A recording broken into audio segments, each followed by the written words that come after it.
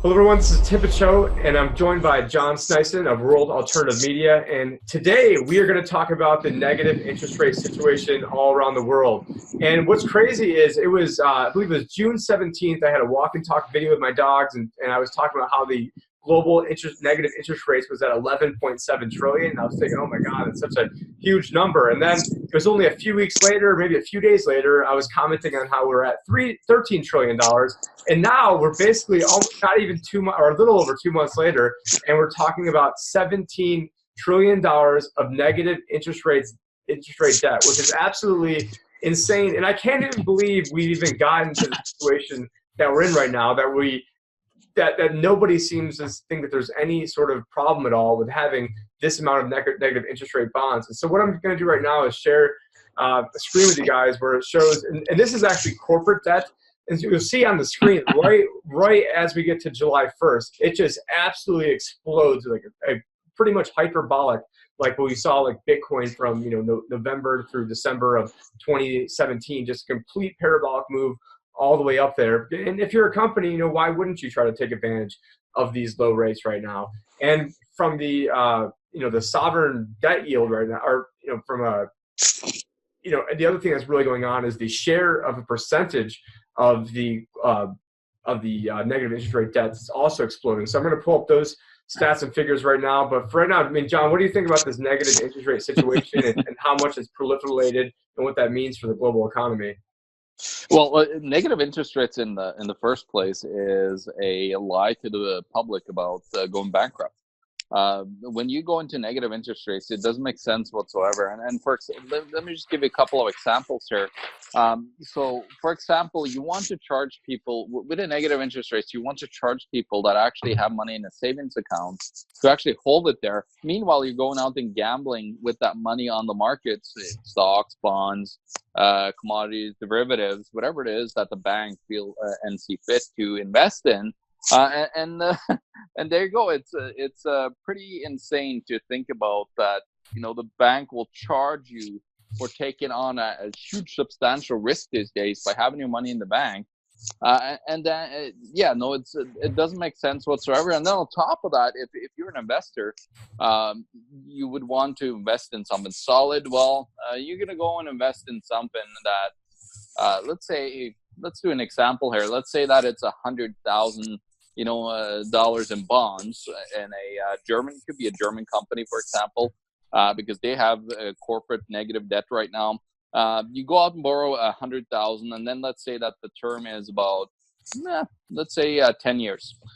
Now, the principal that you actually will get back at the end of it will be $99,000.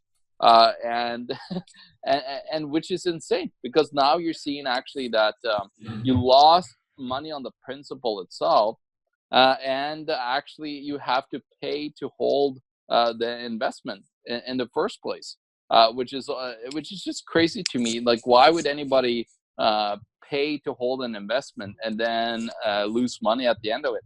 Doesn't make sense at all.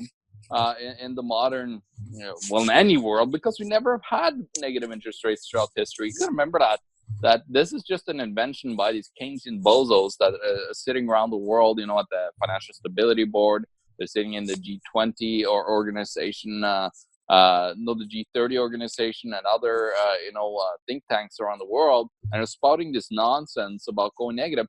The reason why they want to go negative, Tim, is because they want to corral everybody into a banking system. But to really go negative, how they want it, they really need to remove cash out of the equation, because with cash you can potentially, if you find a vulnerable bank, which is 99% of banks today, you could convince let's say 10-15% of depositors to start withdrawing cash from that bank that they have in deposits, and then you have substantial trouble already. And that is, throughout history, it's been the number one killer of banks, is a bank run, as that is called, when people pull their deposits out of the bank account. Meanwhile, the actual deposits are not really there. They find that out, of course, throughout the bank run, when the bank goes bankrupt, before they paid back maybe only like 10 or 15% of what you actually held there.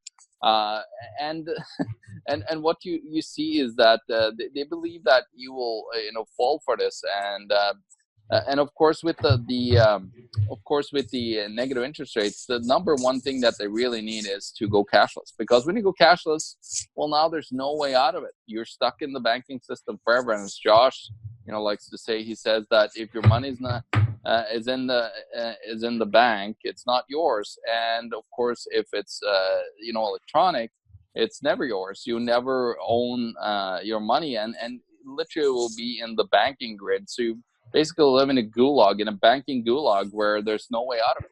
This is insane, and this is what they want, because what they think that they could do is they think that they could corral you into this cashless system with negative interest rates, to then force monetary velocity into the economy by forcing you basically taxing you negative 3-4% to have your money in your deposit account, and then you'll start spending it into the economy, because nobody's spending the money right now into the economy.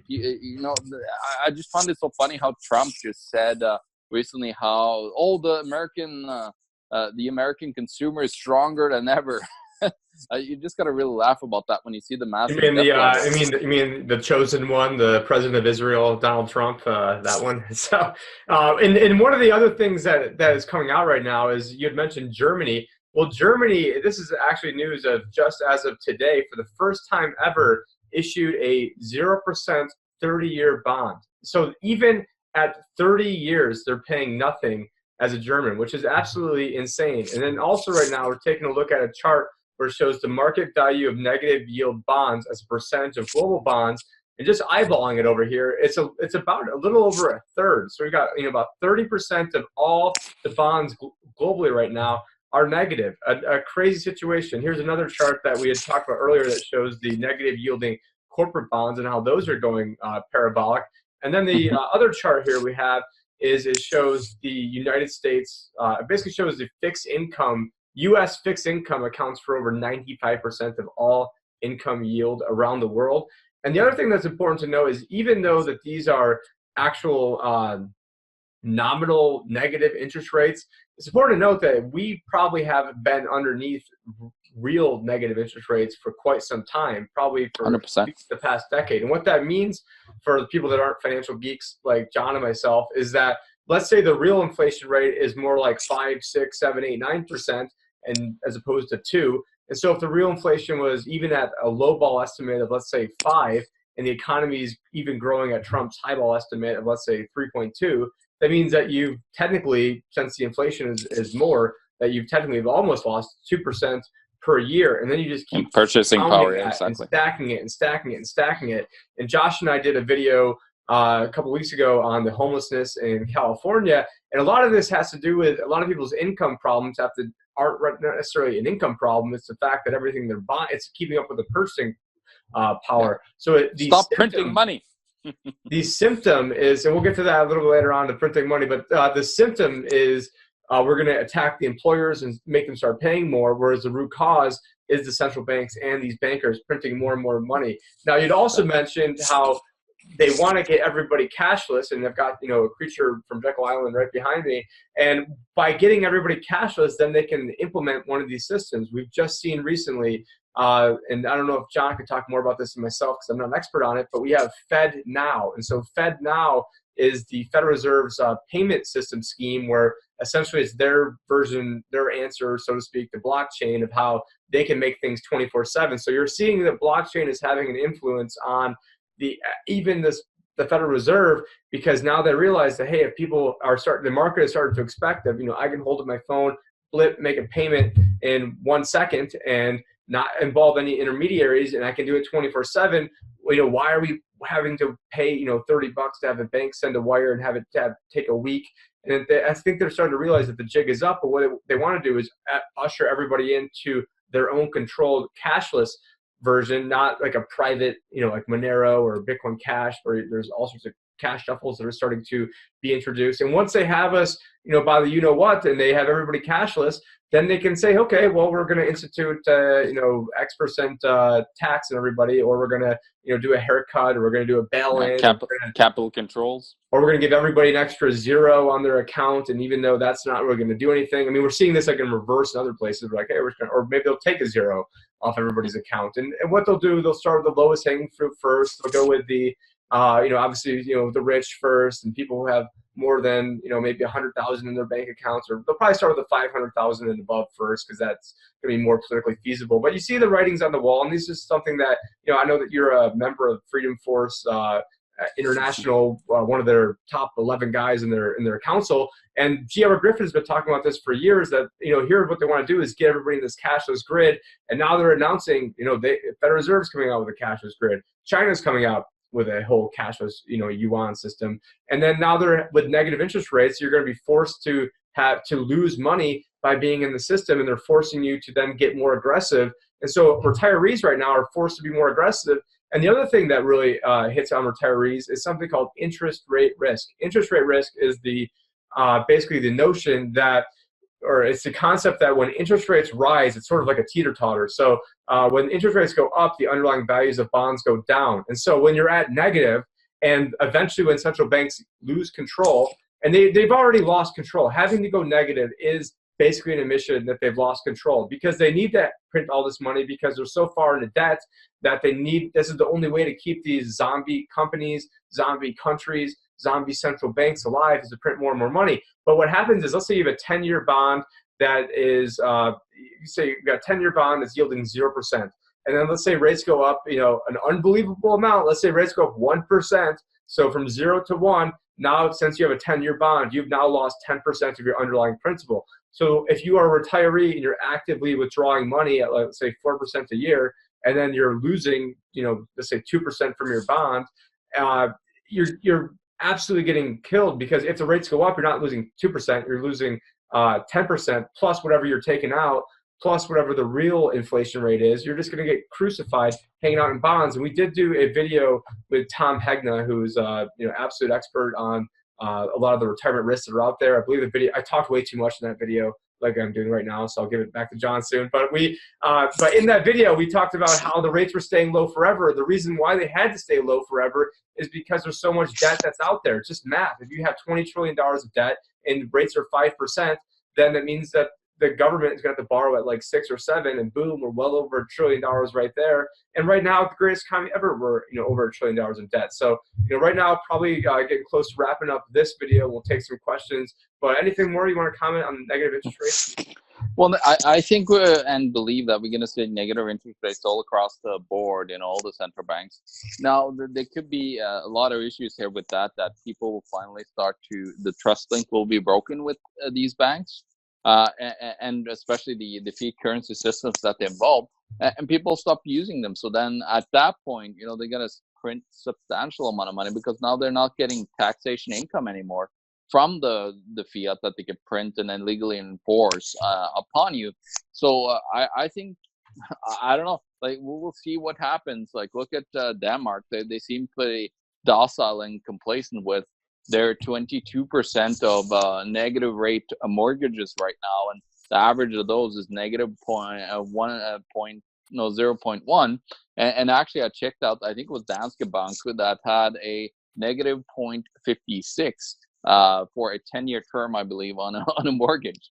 So you know what? I just thought of it. Yeah, and people are commenting that my camera position's off, so I don't know what's going on, but the real version will look a lot nicer. But I just realized what's going on right now. So with Denmark having negative mortgages, Trump wants to buy Greenland with negative rates. It's going to cost him less money than whatever he wants to buy it for. It's brilliant. He should rename himself a debt man. Yeah. And that's who he is. Yeah, no, it's crazy. So we don't want to give away too much of the next video that's going to deal with this. But if you are watching us on the post show video, make sure you stay tuned to the next video, which will be on Trump and 100-year bonds. So I think that's probably a good place to wrap this one up for now.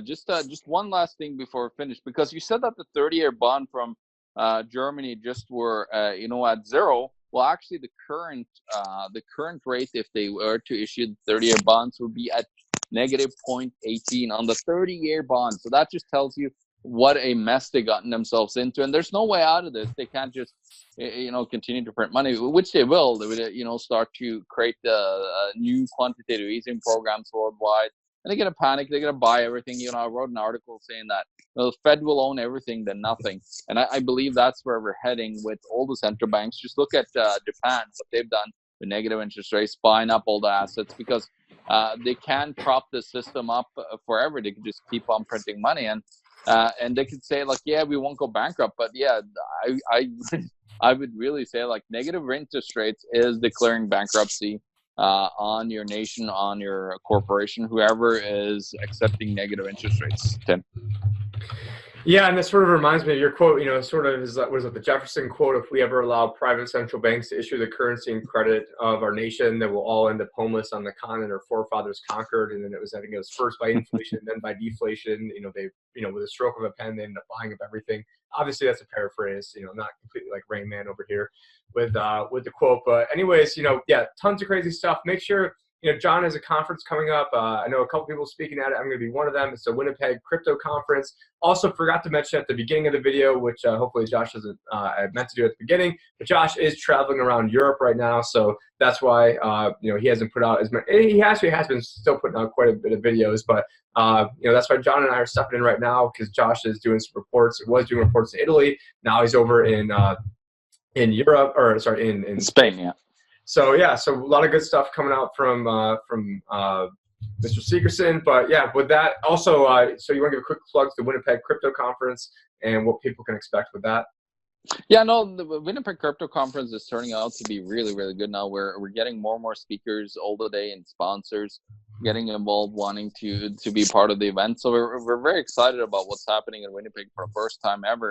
When we were at the Futurist Conference in Toronto, which we did a live stream from, there was so many people that were super excited about us bringing this to a new place, because they're used to having it at the Toronto, Vancouver, or Calgary, whatever it was in Canada. So it's good to they're super excited about wanting to come and speak and actually put forward their message to new people that they haven't met before, that they could educate on crypto, blockchain, and everything that entails. And it's very exciting to have all these people very interested to both come out, and especially to be a part of it, because it's historic. It's of course the first one ever in Winnipeg, and a lot of people have told me that, oh, you're crazy to put it on, you're never going to succeed. But I believe we will succeed, and I think it's going to be a fantastic event. So I very much look forward to it. So if you go to winnipegcryptoconference.com and put in promo code WAM, WAM, you will get a 10% discount code. So we would love to have you out and chat with you. Both me and Josh and Tim will also be there. So it's going to be a fantastic time, fantastic speakers, and really great content that will help you, step up your level and understanding of the future that we're moving into. We were talking about cashless. Blockchain is a part of that, but there's a two-sided sword of the decentralized, power to the people, and then centralized, Chinese and all the other blockchains that are out there that are made to enslave us.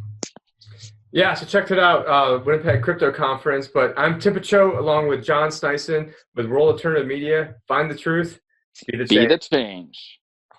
A good friend of mine, Tim Picciott, he's a financial advisor at Scotts. You'd be able to bring the crypto into the system. How would you be able to do a foundation of trust, of this, of that, and so on? And he's been spending months on how you can take your crypto and not pay capital gains on it, not have taxes on it. I'm going, man, you need to talk to Tim, okay? Hey, this is Tim Picciott, the Liberty Advisor. Head to bitcoinearlyadopter.com to download our guide and the 10 things you need to know when sitting on massive crypto capital gains. That's bitcoinearlyadopter.com. Ross Ulbricht is serving a double life sentence without parole for all nonviolent charges for creating a website. Please help free this peaceful man. Go to freeross.org and sign and share the petition.